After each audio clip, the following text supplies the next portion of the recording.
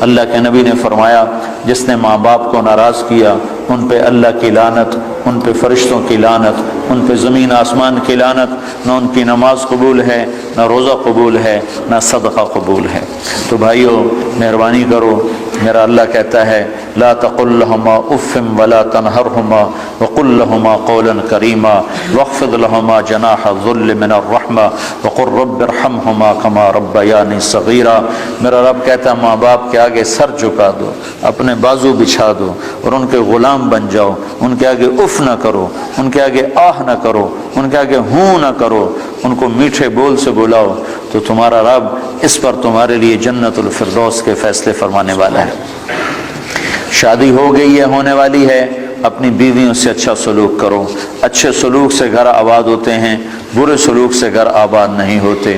اللہ کا نبی کا فرمان ہے بہترین مسلمان وہ ہے جو بیوی سے اچھا سلوک کرتا ہو، اور میں سب سے اچھا سلوک کرتا ہوں اپنی بیوی کے ساتھ۔ اور اللہ کے نبی کا فرمان ہے جنت میں میرے گھر کے قریب اس کا گھر ہوگا جس کے اخلاق اچھے ہوں گے اور جس کا بیوی کے ساتھ اچھا سلوک ہوگا۔ پھر بیویوں کو سمجھایا اللہ کے نبی نے۔ ایک عورت نے آ کر عرض کی یا رسول اللہ میری شادی ہو رہی ہے، میرے خاوند کا میرے اوپر کیا حق ہے؟ تو آپ نے فرمایا تیرے خاوند کے جسم پر زخم پڑ جائیں، زخم، اور ان زخموں میں پیپ پڑ جائے، گندا پانی سفید پیپ پڑ جائے، اور تو زبان سے چاٹ کر اس کے زخم صاف کرے تو نے اس کا حق ادا نہیں کیا۔ زبان سے چاٹ کر اس کا زخم صاف کرے تو نے خاوند کا حق ادا نہیں کیا۔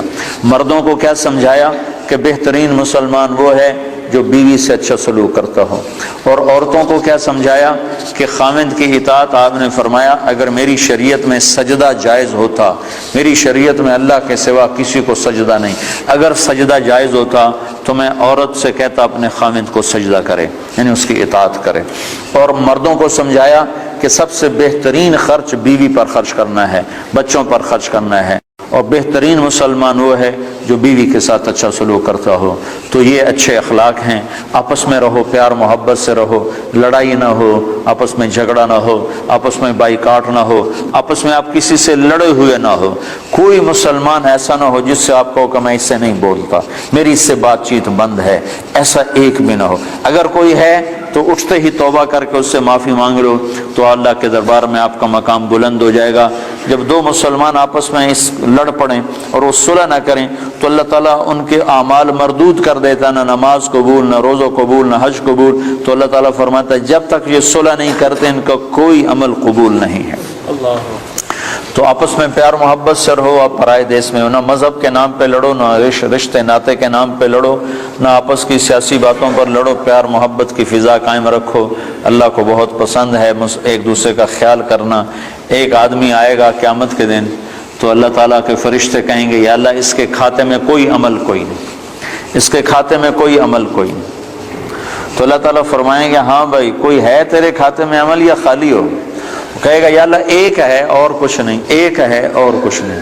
اگر تو اسے سمجھے تو ایک ہے کہ کیا ہے؟ کہ میں کاروباری آدمی تھا، جس کو پیسے دینے ہوتے تھے اس کو تنگ نہیں کرتا تھا، موقع پہ پیسے پہنچاتا تھا، اور جس سے لینے ہوتے تھے وہ جتنا ہی تنگ کرتا تھا میں اس کو تنگ نہیں کرتا تھا، میں چپ کر کے واپس آ جاتا تھا، کبھی اس کو بے عزت نہیں کیا۔ ہمارے ہاں تو پاکستان میں تو بہت ہوتا ہے، چونکہ کام ادھار پہ چلتا ہے، یہاں بھی ادھار پہ ہی ہے سارا کام، تو ادھار پہ کام ہوتا ہے تو جس نے لینا ہوتا ہے وہ گالیاں نکالتا ہے، جس نے دینا ہوتا ہے وہ انکار کرتا ہے۔ تو وہ کہنے لگا یا اللہ بس ایک ہی تھا میرا جو نہیں دے سکتا تھا اس کو معاف کر دیتا تھا، جو پھیرے لگواتا تھا اس کے پھیرے لگا لیتا تھا، اس کو کہتا کوشن، اور جس کو دینا ہوتا تھا اس کو موقع پہ دیتا تھا۔ تو اللہ تعالیٰ کہیں گے تو نے تو میرے بندوں کو بڑا بھلا چاہا، تو آج میں تیرا بھلا کرتا ہوں، صرف اسی عمل پہ تیرے لیے جنت کا فیصلہ کرتا۔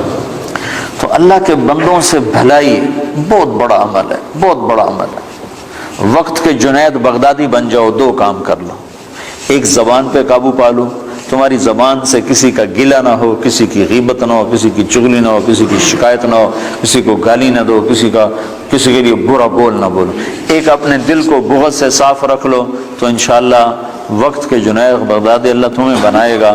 تو یہ چند باتیں تھیں آپ کی خدمت میں عرض کرنی۔